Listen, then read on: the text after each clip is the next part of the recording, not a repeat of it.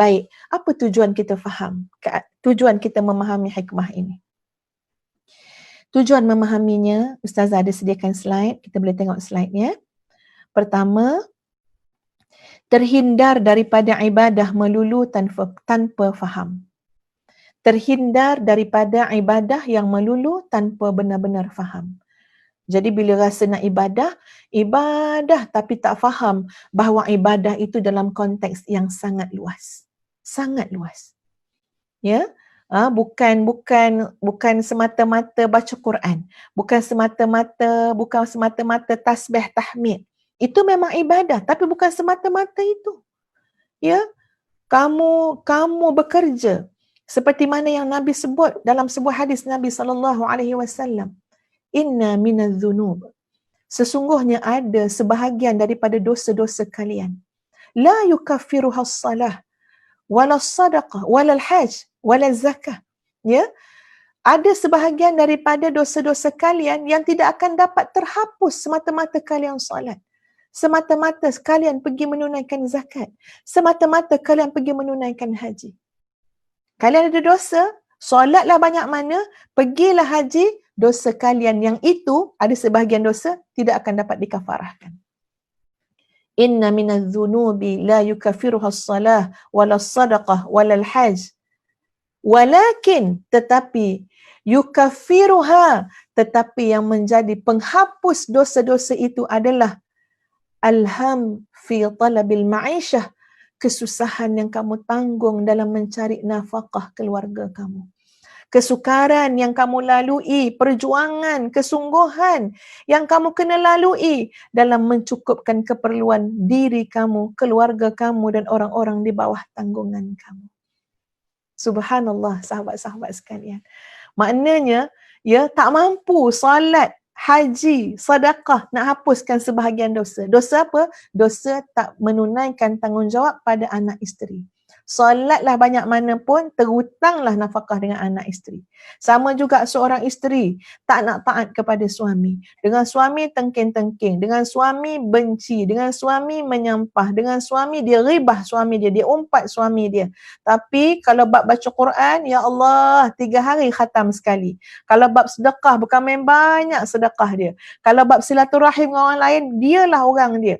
Tapi dengan suami, tak. Dengan suami dia tak suka, dengan suami dia derhaka, dengan suami dia khianat. Contohnya, maka subhanallah tuan-puan sekalian, tidak akan dapat dikafarahkan dosa tadi kecuali apa? Kecuali dia menyempurnakan tanggungjawab itu ataupun minta halal daripada orang yang berhak, iaitu suami itu sendiri. Sama juga kita punya tanggungjawab dengan anak-anak. Tak tertebus tuan-puan sekalian kesilapan kita kalau kita tidak kembali menunaikan tanggungjawab tersebut. Kalau kita tidak minta ampun kepada Allah dan sama-sama minta ampun kepada anak-anak kita. Kalau anak kita membesar dalam keadaan terbiar. Terbiar maksud Ustazah bukan terbiar makan minum tuan-puan. Terbiar pengisian kerohanian dia. Terbiar hak dia untuk mengenal Allah. Terbiar sebenarnya dia ada hak untuk mengenal Nabi SAW. Siapa yang bertanggungjawab? Ibu bapanya. Kesian anak-anak ketika mana usia 25 tahun menyedari dia tidak pandai pun baca Quran. Kalau mak dah suruh, mak dah ajar lain cerita tuan-puan. Tapi bila dia sorot balik kehidupan dia, ya Allah ya Tuhan, mak dia cuma bagi dia duit. Kemewahan, kebendaan, semua bagi. Tapi satu benda mak ayah dia tak bagi dia kelas ngaji Quran. Mak ayah dia tak pernah suruh, dia tak pernah paksa, dia tak pernah tegur, tak pernah nasihat dia untuk baca Quran. Masuk umur 25 tahun, dia sedar kekurangan itu, ya, dan dia melihat balik semula. Maka lompong yang berlaku pada mak ayah tadi tuan-puan sekalian, itu tidak boleh semata-mata tertebus, semata-mata ya maknanya pergi buat ibadah lain. Sebaliknya, seorang ibu dan ayah kena beristighfar khusus dalam bab itu. Ya Allah, aku telah melalaikan tanggungjawab pada anak-anak. Ya, lagi baik, lagi cantik tuan-puan cakap dengan anak-anak, mak minta maaf, abah minta maaf. Itu zaman khilaf kami. Itu zaman kelemahan kami. Itu zaman fitnah bagi hidup kami. Ya, jadi mari sama-sama anak-anak, bersama dengan mama, bersama dengan ayah, sama-sama kita ya mengenal Allah, sama-sama kita mencari ilmu. Itu cara tebus dia, tuan-puan sekalian. Jadi untuk kita faham, bila kita faham dengan hikmah ini, so kita terhindar daripada ibadah melulu. Bukan sikit sahabat-sahabat sekalian yang mengadu, menantu saya ustazah, ya, rajin kalau bab jaga masjid ni. Ya, pergi dakwah ni rajin dia, berhari-hari pergi. Tapi kesian ustazah, tak ditinggal apa-apa pada keluarga. Anak tu sakit, ya, isteri tu sakit. Habis tu siapa yang tengok? Kamilah, ya, adik-beradik ni lah yang tengok. Walaupun kami pun banyak juga kekangan. Tapi nak buat macam mana, dah suami dia tak peduli. Tengok tuan-puan sekalian. Jadi bila kita tidak faham dengan konsep ini, ibadah kita melulu. Kita lupa bahawa ibadah tu sangat luas. Ya, okey, itu satu. Yang kedua, terhindar daripada gejolak hawa nafsu yang samar. Bila kita memahami hikmah ini, kita pun faham. Hati-hati dengan hawa nafsu. Keinginannya sangat halus. Keinginannya sangat samar. Kita rasakan macam betul dah. Tapi rupa-rupanya nafsu itu nak memberikan keselesaan kepada kita dengan jalan apa? Lagi senang kamu duduk je atas jadah, zikir je, tak payah fikir anak kamu makan apa. Lagi senang kamu duduk iktikaf je kat masjid, ya, lepas tu urusan keluarga kamu, minta sedekah dengan orang lain. Mengemis dengan orang lain. Banyak je orang akan bagi bantuan. Contoh. Contoh dia tuan-puan sekalian. Sebenarnya nafsu tu nak bagi kita bersenang lenang. Cara dia macam mana? Cara nampak macam baik. Ya, sebab itu Nabi SAW pernah menegur, ya, seorang laki-laki yang ditanya oleh sahabat yang lain kondisi laki-laki tu pada Nabi SAW. Ya, bagaimana laki-laki tu iktikaf je kat masjid, ibadah kat masjid, solat kat masjid, ibadah khusus je.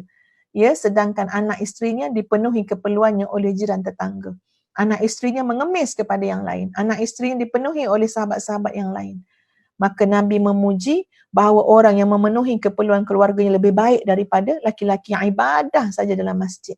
Bahkan laki-laki itu kena keluar, bukan di situ tempat dia. Dia kena mencari rezeki yang halal. Dia kerana mencari rezeki yang halal adalah ibadah yang terlalu hebat di sisi Allah Azza wa Jalla. Okey, itu yang kedua. Yang ketiga, supaya tidak menjadi fitnah pada ajaran agama Islam. Ya, ini jadi fitnah nanti. Bila nak jadi baik je, menyendiri. Bila nak jadi baik je, tak nak bergaul dengan orang. Bila nak jadi baik je, dia dah mula menganggap soal cari rezeki pun dia anggap dunia. Ya, dunia semua tu. Bang, ya bagilah duit sikit bang, nak beli belanja ni, belanja dapur ni. Ni contohlah ya, bukan ustazah sengaja nak buat contoh ni habis bagi pada orang lelaki saja ya. Sama juga orang perempuan pun ada juga. Nanti kita bawa lah contoh untuk orang perempuan pula ya. Contoh isteri nak minta duit belanja sikit ya. Lepas tu suami ni dengan sebab dia ni belajar kononnya keagamaan, tasawuf apa semua, dia pun kata jangan meminta-minta dengan manusia. Nak minta dengan Allah. Kan pelik bunyi macam tu. Betul minta dengan Allah. Tapi tanggungjawab itu Allah perintahkan pada si suami. Ya, jadi isteri ni munasabah pergi minta dengan suami. Ya, suami sehat, segar bugar, masih boleh bekerja. Nampak tuan-puan sekalian? Ya, kalau macam tu yang berlaku, nanti mak mertua pun pelik juga. Dia ni serban besar, contoh. Ya, dia ni nampak baik. Ya, nampak tu solat tu rajin, solat jemaah. Tapi ya Allah, ya, kalau suruh usaha, suruh cari rezeki, suruh penuhi keperluan nafkah, dia kata semua tu dunia. Dunia belaka. Jadi kita kena tengok tuan-puan sekalian. Ya, kadang-kadang sampaikan kalaulah dia usaha, insya-Allah bila kita berusaha manjadda wajada, kalau berusaha dapatlah tingkatkan juga taraf ekonomi tu, ya. Dapatlah juga berikan pendidikan yang lebih baik kepada anak-anak tu. Tapi sebab tak nak usaha tadi, kononnya dah masuk makam-makam sufi ni, dia nak jadi wali-wali lah segala macam contohnya, kononnya, tiba-tiba dipaksa anak-anak, tak apa, tak payah belajar. Ya, kamu baca buku je dalam rumah. Tak payah. Ilmu semua datang daripada Allah. Nampak tuan-puan? Lama-kelamaan kita menjadi fitnah kepada ajaran agama Islam. Kita salah faham daripada pintu gerbang nombor 1 lagi. Daripada stesen pertama salah faham dah. Nanti tengok nanti. Natijah dia apa? Nanti tengoklah tuan-puan. Ya, lama-lama makin mengarut, makin merepek, makin. Sebab apa? Daripada awal konsep ni kita dah salah faham. Baik, sahabat-sahabat sekalian. Allahumma salli ala Sayyidina Muhammad wa ala ali Sayyidina Muhammad. Yang keempat, memenuhi tuntutan ketaatan sebagai hamba Allah yang sejati. Kita kena faham, sebagai hamba Allah, kita ada hablum minallah, ada hablum minan nas. Kita ada hubungan dengan Allah, kita ada hubungan dengan manusia. Apakah atas nama tajrid, kita nak menyendiri, nak ibadah khusus, manusia ni semua ada hawa nafsu, manusia ni semua entah serabut kepala, baik kita berzikir, baik kita bertasbih, sampai tetamu datang pun kita tak layan. Sampai ajak bersilaturahim pun kita tak nak. Semua tu dunia belaka, makhluk. Macam-macam jawapan keluar nanti. Ya kononnya kita ni nak bersama dengan Allah je, bersama dengan Khalik je. Tengok tuan-puan, lanjutan daripada kita silap faham dengan agama ini, ya silap faham dengan konsep ini, akan jadilah seperti ini. Tapi subhanallah, orang-orang yang memahami sangat, memahami apa? Allah meletakkan kita pada keadaan yang terbaik. Kita masih diberikan amanah, tanggungjawab, ada tanggungan. Kita memahami ibadah dengan maksud yang sangat luas. Bahkan kita senyum pada saudara kita sedekah. Ibtisamuka ala wajhi akhika sadaqah. La tuhqiranna minal ma'rufi syai'an walau an talqa akhaka biwajhin taliq. Kamu, ini semua hadis Nabi ya. Kamu jangan meremehkan perkara yang baik, ya sesuatu amalan yang baik. Kamu jangan remehkan walaupun semata-mata jumpa saudara kamu dengan wajah berseri-seri. Wajah berseri-seri. Itu jadi ibadah yang besar di sisi Allah. Sebab apa? Memberikan kegembiraan kepada orang lain. Memberikan kesenangan pada jiwa orang lain. Kenapa? Datang jumpa kita, kita manis muka. Tapi kadang-kadang kita tak nak sampai tahap kononnya kita ni dah hubungan tinggi sangat dengan Allah, akrab sangat dengan Allah, dekat sangat dengan Allah, nampak manusia pun nampak macam nampak makhluk. Nampak makhluk maknanya apa? Ini semua ni mengajak kepada kejahatan lah apa. Ini semua benda-benda pelik ya sahabat-sahabat sekalian yang mesti kita nak jauhi dalam perjalanan kita menuju Allah. Sebab yang paling dengki, yang paling dendam, yang paling benci dengan perjalanan yang begitu mulia ini adalah syaitan laknatullah. Jadi hati-hati. Kefahaman kena mantap ya. Yang kelima, mengelakkan daripada sikap lari daripada tanggungjawab. Sebenarnya nak lagi pada tanggungjawab je. Alasan tu jadilah alasan. Macam-macam alasan lah. Semua alasan tu disandarkan pula kepada Allah. Ini adalah satu pendustaan yang besar yang kita dah buat. Ya, sebab tu kena bagi faham betul-betul. Kalau kita ada tanggungjawab, ada ibu yang sedang sakit, jangan biarkan, jangan tinggalkan. Maka bersama-sama menjaga ibu yang sedang sakit itu adalah jalan ibadah terbaik untuk kita insya-Allah. Walaupun kita tengok ya Allah bestnya orang lain tu, ya dapat pergi Mekah, dapat pergi haji, berulang-ulang pergi umrah. Yang kita ni dah 10 tahun dah tak pernah pergi umrah lepas pada umrah yang pertama tu. Kenapa? Sebab jaga mak kita sakit. Tuan-puan sekalian, jangan kita fikir mereka lebih tenang, lebih bahagia daripada kita. Ya boleh jadi kita yang Allah letakkan dalam keadaan bersungkuk sangkak, berempah pulah, menjaga, menyantuni, jaga kebajikan mak yang sakit. Ini ibadah yang sangat dipandang oleh Allah Azza wa Jalla. Nanti sampai masa berubahlah fasa kita pula. Ya, sampai masa manalah tahu ya semuanya di tangan Allah kan ajal ketentuan meninggal si ibu. Maka kita pun dah tidak lagi ya bertanggungjawab, diamanahkan untuk menjaga ibu. Tadi ibu dah tak ada. Waktu tu pergilah nak pergi mana? Pergilah nak pergi umrah ke apa? Tengok suasana keadaan kita ni macam mana. Jadi sebab kita nak elakkan daripada sikap apa? Lari daripada tanggungjawab. Sebab itu macam mana hadis Nabi banyak cerita tuan-puan sekalian. Ya seorang laki-laki yang ibadah, mak dia panggil. Mak dia panggil, dia tak sahut tuan-puan sekalian. Ya apa jadi kepada dia pada hujung nasib dia? Dia kena minta kemaafan daripada mak dia. Dia kena minta redha mak dia. Nak bagi tahu walaupun dia sedang solat ketika itu, solat sunat ya tuan-puan sekalian, walaupun dia sedang solat, tapi ibu yang memanggil. Maknanya walaupun kita kata solat tu kan hubungan dengan Allah, yang ini hubungan dengan manusia kan, dengan ibu, tapi di sisi Allah menyahut panggilan ibu lebih utama daripada meneruskan solat sunat tadi. So kita kena faham baik-baik. Sebab tu kadang-kadang ya menyantuni keluarga ni besar sebenarnya tuan-puan. Bukan kadang-kadang, itu memang hakikat yang sebenar. Samalah macam kita para isteri juga ya. Jangan dengan sebab kita ni nak jadi ahli ibadah ya, nak ni tak layan dah suami kita. Ya dah itu semua tu nafsu belaka. Suami kita ni nak suruh dilayan keperluan dia, kita kata nafsu. Nafsu semua tu nafsu, dah ambil Quran ni ngaji. Macam tu kejawapan kita tuan-puan. Sedangkan kita ada suami. Ya, kita bertanggungjawab. Tanggungjawab seorang isteri adalah memenuhi keperluan suami dia. Dan suami itu takkan dapat memenuhi keperluannya dengan wanita-wanita yang lain. Haram. Kecuali isterinya sahaja. Jadi besarnya amanah yang kita tanggung. Kita nak jaga nafsu syahwat suami kita. Kita nak jaga pandangan suami kita. Jadi kena faham. Jangan mudah-mudah je kita ni, saya dah tak nak semua ni. Saya tinggalkan semua ni. Subhanallah sahabat sekalian. Ustazah dah bertemu dengan seorang hamba Allah yang dia cuba lari daripada keadaan yang pada hakikatnya Allah masih menempatkan dia dengan keadaan halul asbab, masih terkait dengan sebab musabab. Dia, ini cerita lama ya sahabat sekalian. Dia ni dulu adalah orang yang sangat popular. Ni cerita lama dah, mungkin ya 18-19 tahun kot. Orang yang popular dalam kluster dia. Bukan popular untuk semua, tapi dalam kluster dia adalah seorang yang popular. Wanita, perempuan. Okey, kemudian dia dapat kesedaran Islam. Alhamdulillah dapat kesedaran. Tapi subhanallah, semakin lama dia semakin rasa sakit dengan kehidupan keluarga dia. Dia rasa macam sia-sia sangat bekerja.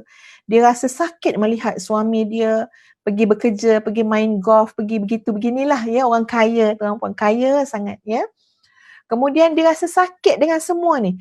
Dia tengok anak-anak yang tak solat, dia tengok anak-anak dedah aurat, semua jadi kesakitan pada dia. Jadi mungkin makna nak menguruskan emosi, menguruskan kefahaman dan sebagainya. Ketika itu mungkin ia tidak merujuk, tidak dapat bimbingan dan sebagainya. Jadi apa yang dia buat? Dia minta cerai daripada suami dia. Dia minta cerai daripada suami dia, dan berlaku paksaan-paksaan untuk diceraikan, berlaku juga macam kekalutan, berlaku macam tekanan perasaan, dia pernah histeria dan sebagainya. Jadi, nampak macam perlulah untuk dilepaskan, maka dia dilepaskan oleh suami dia. Dia tinggalkan semua tu tuan-puan, dia duduk kat Mekah. Ni cerita setelah dia duduk Mekah ni Ustaz jumpa. Dia tinggalkan semua tu duduk Mekah, dia duduk kat Mekah. Dia berkahwin dengan seseorang orang Indonesia kat sana, tuan-puan sekalian, dia duduk. Tapi dengan air mata yang bila bertemu setelah bertahun-tahun, yang sangat sarat tak terungkap. Masa tu memang Ustazah pun cuba memahami tuan-puan, benda tak boleh reverse ke belakang, nak cakap kalau-kalau pun tak boleh, membuka pintu syaitan juga bila cakap kalau-kalau, benda dah berlaku. Tapi bayangkan dia rasa solat dia, ibadah dia, walaupun depan tu Kaabah, walaupun dia pergi doa banyak-banyak dekat multazam, tapi dia rasa dosa dia mengabaikan tanggungjawab kepada anak-anaknya di Malaysia, rasa macam tidak tertebus. Tengok sahabat-sahabat sekalian. Jadi memang Ustazah pun main peranan lah waktu tu juga. Tenangkan dia, ingatkan dia pada rahmat Allah yang luas, minta dia berusaha mencari kaum keluarga dia untuk minta maaf, minta halal, ceritakan keadaan yang pernah kita lalui macam mana. Gandakanlah doa untuk keluarga, untuk anak-anak agar Allah bukakan pintu hidayah, buka pintu ilmu pada anak-anak. Banyaklah nak menebus al-hasanat yudhibnas sayyiat, kebaikan-kebaikan tu boleh menghapuskan keburukan-keburukan, kelemahan-kelemahan, kekhilafan yang pernah kita lakukan. Jadi Ustaz nak bagi gambaran tuan-puan sekalian, bahaya mengelak daripada tanggungjawab, tapi menyandarkannya semata-mata menyandarkan kepada apa? Sebab saya nak jadi baik. Sebab saya nak jadi orang soleh. Ni semua dunia belaka. Jangan kata gitu, ada anak kena tanggungjawab. Ada anak kena jaga. Ada suami kena taati, kena layan keperluannya. Suami ada isteri kena bagi nafkah zahir dan batin. Itu maksud dia. Ini ialah Tahfiz Madinatul Huffaz fasa yang kedua yang sekarang dalam pembinaan. InsyaAllah doakan supaya ia berjaya, dan insyaAllah kita harap satu hari nanti sempurnalah kompleks Tahfiz Madinatul Huffaz pada fasa yang kedua ini, yang boleh menampung hampir kurang lebih 400 orang pelajar insya-Allah, lengkap dengan asramanya. Ini adalah suasana pembangunan yang berada pada ground floor dan sekarang sedang buat persiapan untuk masuk ke tingkat yang kedua.